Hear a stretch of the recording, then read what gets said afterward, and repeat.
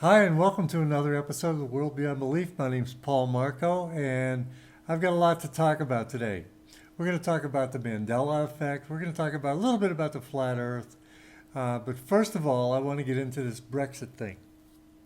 I hear a lot of people now going around moaning because, it was the globalists' intention from the beginning to wreck Britain, and they planned this all, and we were just duped again.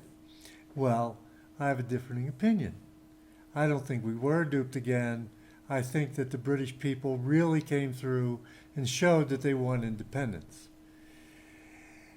Yes, they're going to collapse the whole economy of the whole world so that they can create the chaos that they'll need to stage the alien invasion and then the coming of the alien messiah and on. Yeah. I know they're doing all that, but the original plan was actually to have a United States of Europe, the EU that would control that part, the African Union, the North American Union, which would probably come into the South American Union. That was the plan. The plan now has to be altered. Now, they're good at sometimes recovering in these things, but I think that they lost a big one, and I think the British people and all of us who were disseminating information at the time should be really celebrating. Look, they spent millions of dollars promoting stay in Britain, stay in the EU.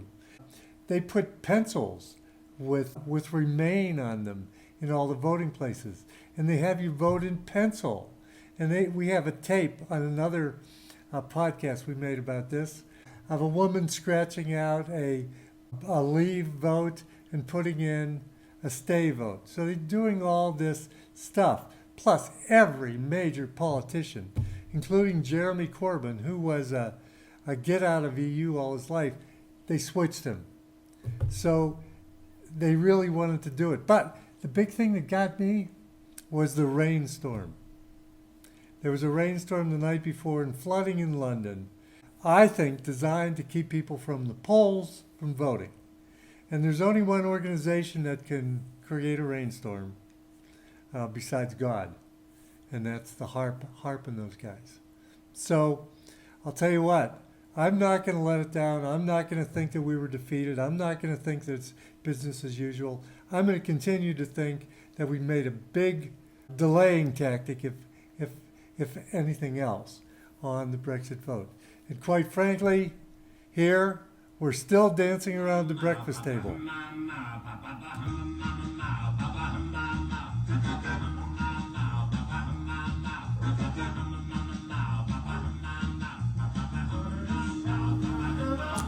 All right, here we are. I'm happy for Britain, and I only wish the best for them. I think when they get together and work together, they're going to find that they're going to be fine. You know, part of this, looking at what happened and saying, we played right into their hands again, is partially because we have played into their hands a lot of times. But then there's the other factor. There's the Wizard of Oz factor, and I want to focus in on that today. I think what we're going to find when we look behind the curtain at all this powerful money position stuff, that there's really not much there. And I'll get into that more as we go into it. But don't be afraid of the Wizard of Oz. Don't be afraid of the globalists. There are other things that supersede them and are a lot more powerful than them. And I think we're going to find that they're a lot less powerful than we think they are.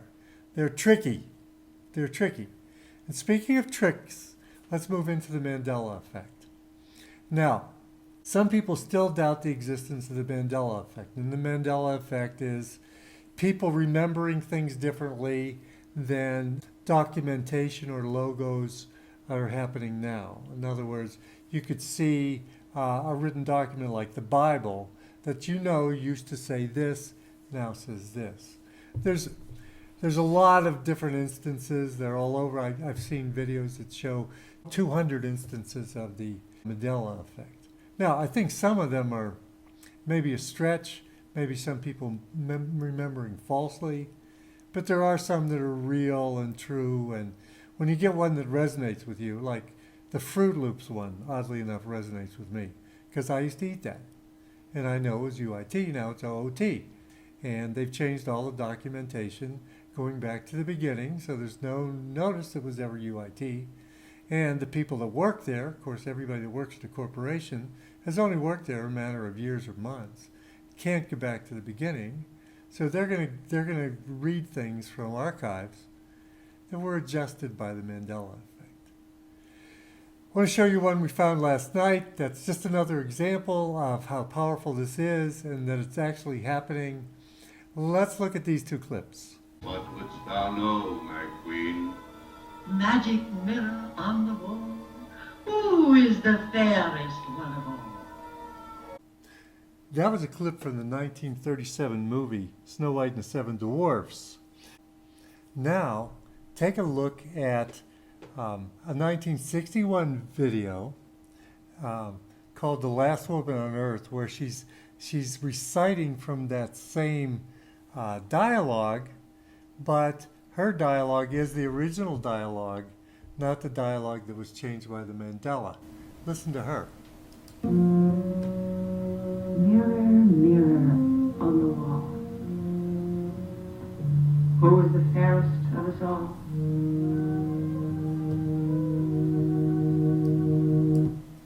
Okay, so what you saw was an example of the Mandela Effect. The Mandela Effect changed the original, which was, take it from me, I'm old enough to remember, mirror, mirror on the wall, and they changed it to magic mirror on the wall. But they neglected to catch this piece of dialogue from The Last Woman on Earth, who uses the original mirror, mirror on the wall. Now, when they skip something like this, or they don't pick it up, that's called residue. And there's a lot of residue around these different things. And to me, that tells you that whatever's doing this, or however it's working, it's not perfect. And what I've been told is if it's AI or maybe demon magic or whatever, AI works on constant feedback. In other words, they're constantly learning, constantly adjusting, so that seeing this account in cyberspace, they could actually catch it before the video gets to you. So they could change mirror, mirror on the wall to magic mirror on the wall and do that. And that's how they're going to do it.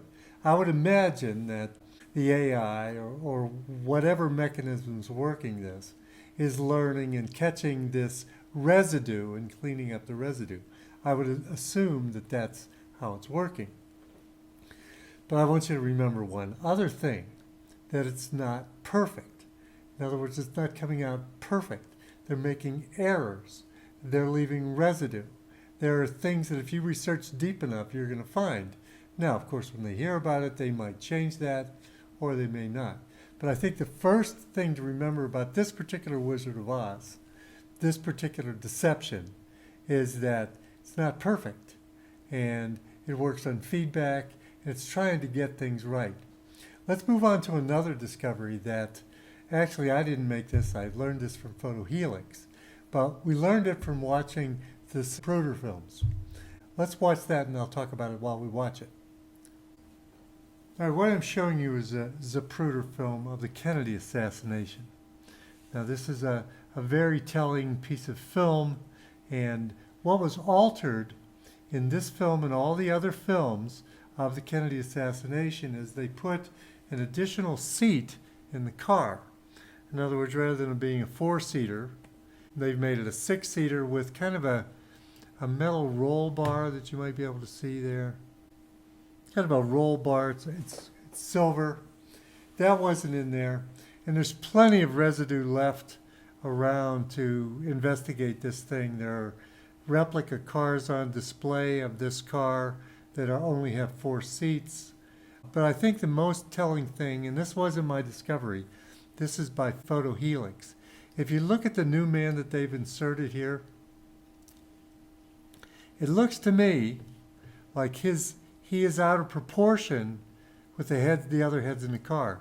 It looks like his head is a tad smaller if you go from here to here, here to there, here to there. But it might just be They might have enlarged it since we saw it last, but both Photohelix and I did notice this. It looks like that head is smaller than the two Kennedy's heads. And if that's the case, that tells me a lot.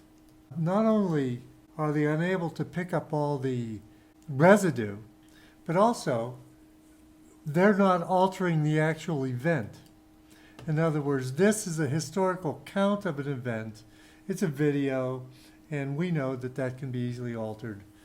And if you're sophisticated enough and you're AI or have some kind of supernatural power, you should be able to look at all these other positions where the historical accounts occur and modify them too. And since if it's an AI, it's constantly learning, and things that we find, it's going to learn from our findings and modify it. Now, that may not be absolute proof that they're not changing reality, but I'll go with you. To me, it really looks like we have a much smaller head. Even now, let's go through it one more time. Actually, he wasn't there. So this is a photoshopped, a created image that went in there. I think the head that's small is right about there. But anyway, you may disagree with me, but I still contend that they're not modifying history. What they're doing is they're modifying accounts of history. They're modifying documentation, films, logos, and that kind of thing for history. And their changes aren't perfect because they leave residue all over the place for us to pick up and find. So that tells me a lot about whatever's doing this. Okay, so we can pick apart little pieces and try to figure out what's going on in this reality, because there are going to be some stranger things than this happening. And we're ill-equipped to do it because we're working against two major factors. And they're both under the general heading of science. The science that we're given, the only science that we're given, is material science. This works on the fact that this is a physical reality, and that stone wall back there is a physical stone wall, and it's all about physics. And when it gets smaller and smaller, it gets down to the molecules, and then you get down to the atoms, and the atoms are these little things that everything is made up of. Except for the fact that that's really not the case. Atoms only exist sometimes. There's a thing called the measurement dilemma, or the measurement problem, that everybody has when they're working with atoms. They're only there when you watch them, and then not always. So we're not dealing with a real physical reality, which is the only science they give us, physical reality. So if you're going to take a course, if you're going to study biology, if you're going to study anything, you're going to start from the premise that we live in a physical reality, in a physical domed, or physical universe is what you're going to hear, and that it's all solid. And actually, that only counts for a tiny part, and we'll get in of reality, and we'll get into that later. The other part of it is that science has really become a religion. They have their own doctrines, their own credos, and they only allow certain things to be proved that go along with their paradigm, with their portrait or picture of what the world really is. If it's out of sync with that. In other words, we have a global warming problem here on the plane. Totally made up by this false science. There's plenty of scientists, including climate scientists, that don't agree with this, but you can't disagree. They're going to make disagreeing with that against the law, because we have a sacred science. If you people that have been into the flat earth for a while, as we have, know that, they always say, well, you got to stick with science. Science tells you this, science tells you that.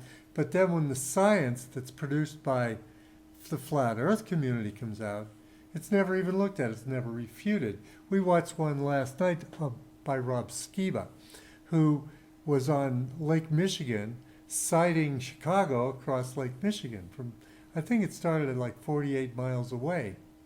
And you could see it plain as day. Well, according to the statistics for the curvature of the Earth, you certainly wouldn't be able to see that. It would be thousands of feet below the horizon. But they never look at that. You know, things like NASA and the flaws in NASA's account, the bubbles in that appear during the spacewalks, they never explain that. This science that we've adopted never explains stuff like that. Frequently, when I go outside this house, I can see the sun and the moon in the same sky. What does that mean? Does it mean that in China there's no sun or moon? I don't know. So science has two big drawbacks. One, it's totally materialistic, which really doesn't work with most of reality. And second of all, it's tightly patrolled, and they only allow stuff in science that they agree with. It's as if we're working with someone behind the curtain, as if they have something to hide, and there's nobody back there. It's as if we really used real science and really could get to the bottom of these things, the bottom would be very, very different, which is what I want to encourage during this talk. You know, there's a whole other type of science that takes into account a lot more of reality than materialistic science does. It views consciousness as like the ground of all being. It views an electronic universe of thought and consciousness and energy. And it's been competing with our material science ever since the beginning. Actually, Plato said our materialistic reality is an inferior copy of a more perfect world. So to understand that more perfect world, we have to look beyond science. Recently, there have been famous quotes by scientists advocating this viewpoint. Let me read you a few. Here's one by Max Planck.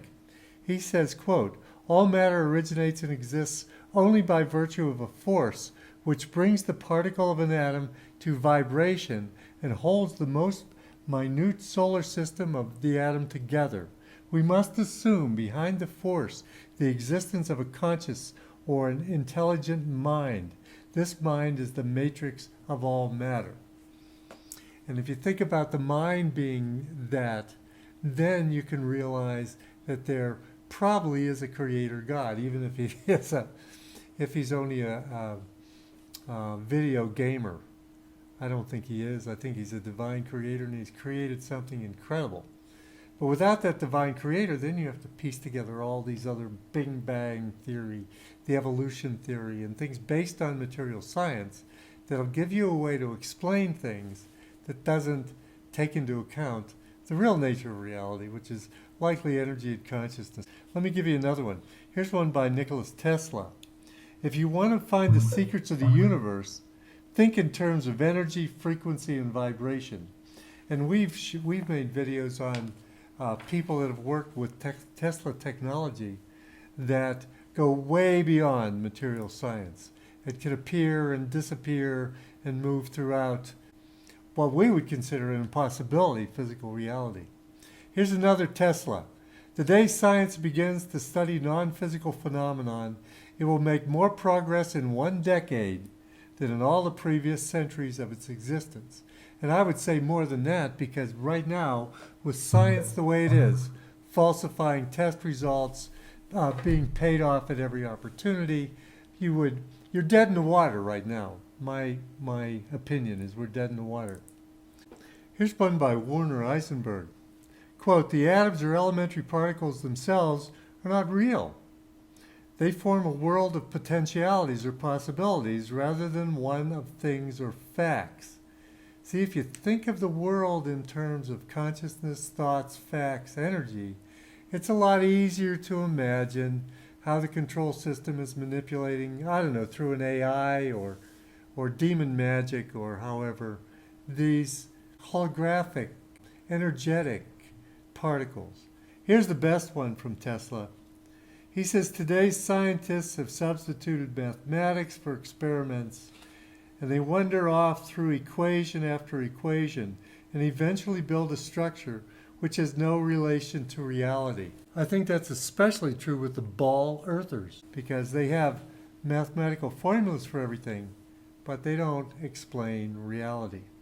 Of course, this reinforces the left brain paradigm they want to keep us in.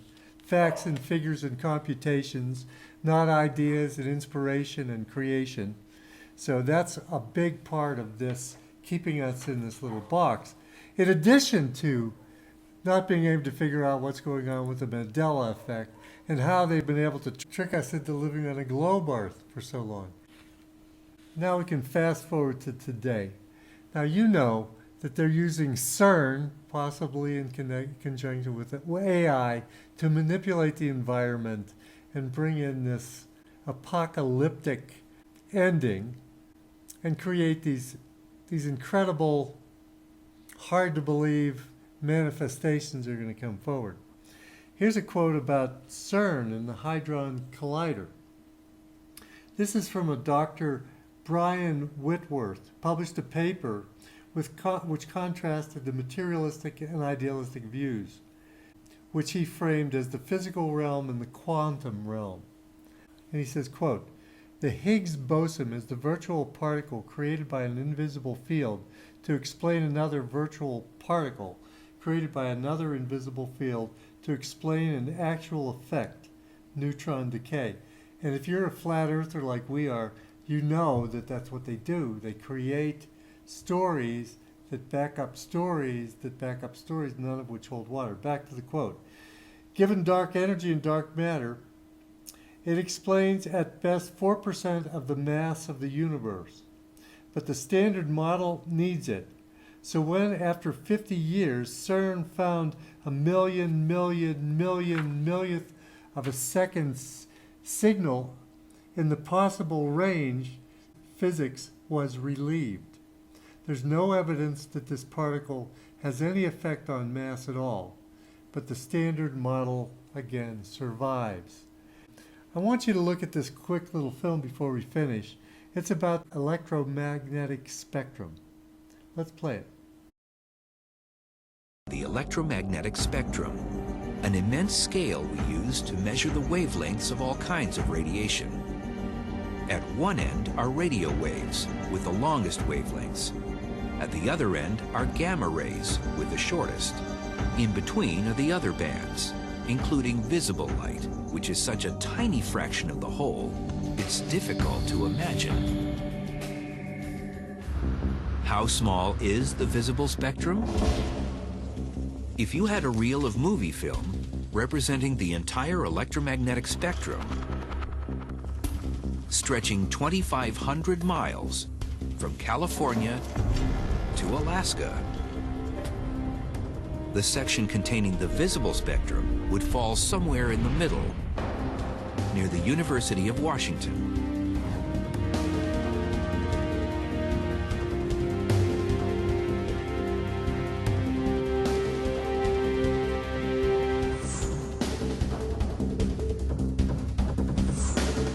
This frame is the whole visible spectrum. It is one frame and over 2,000 miles of tape, and it's everything that the human eye can see. The importance of this frame is that stars emit almost all of their light in this part of the spectrum. So when you look at that little piece of film, that's the reality that they have you trapped into. That's what you can see and feel. That's everything. They've got you trapped in there. Think bigger. You know, the globalists, don't think that the globalists are something like the Wizard of Oz and they're all powerful and they can do anything. You know, the whole story of the Wizard of Oz says that we have what we need. The Tin Man had a heart. The lion had courage. We have everything we need. We just think we're up against a force that is all powerful. It's not. I think we took them down. I think we set them back at least with the Brexit vote. Look at Iceland. Iceland jailed their bankers a couple of years ago, and now they've just elected a new president that, get this, he's not a politician. He's a human being. So, keep that in mind. Also, another thing to keep in mind is that the Mandela Effect probably does not change reality. It only changes documents related to reality. It changes logos. It changes accounts. It's not changing reality. I don't think this force, whatever they have, can change reality. Also, it's sloppy and it's not doing a very good job. And I'll tell you what, the globalists, if they're depending on AI to make their New World Order work, no wonder they're building bunkers, because it's ridiculous. If you talk to any AI professional and knows what they're doing, they'll tell you that it's just such an unreliable technology, they'd rather use a conventional computer. Let's remember not to give them power that they really don't have. Remember that they've been working on this climate change fraud since the 70s, and they still don't have their tax that they want. They're scaring a lot of people, and they're creating huge problems for the third world because they can't get energy. That's holding them back, actually. So don't think that they can do more than they can do. Also, the flat earth, if you're a flat earther like we are, that's a checkmate for the alien messiah, for Project Bluebeam. If you know you live on the flat earth, if you've moved to the flat earth like we, that's just a total sham. They're not going to be able to pull the blue beam thing off. We're going to laugh right in their faces. Okay, so I want you to think of the world you live in as something different than a physical reality. I want you to think of it as like a matrix, a playground of opportunities and things that you can do. Move into the non-physical reality. It gives you a lot more opportunities for learning. Move out of their physicality reality that's designed to keep you in lack, bring you to chaos, and have you welcome their further confinement in that system. What I want you to do is I want you to ask yourself, since the energetic and consciousness-based reality is just based on possibilities, how can anybody keep you prisoner in a matrix made of possibilities? Well, the secret is they can't, and they won't. Just don't give them the Wizard of Oz status, that there's something big and scary behind that curtain, because I think you're going to find there's nothing there. Thank you. God bless you. Have a good one.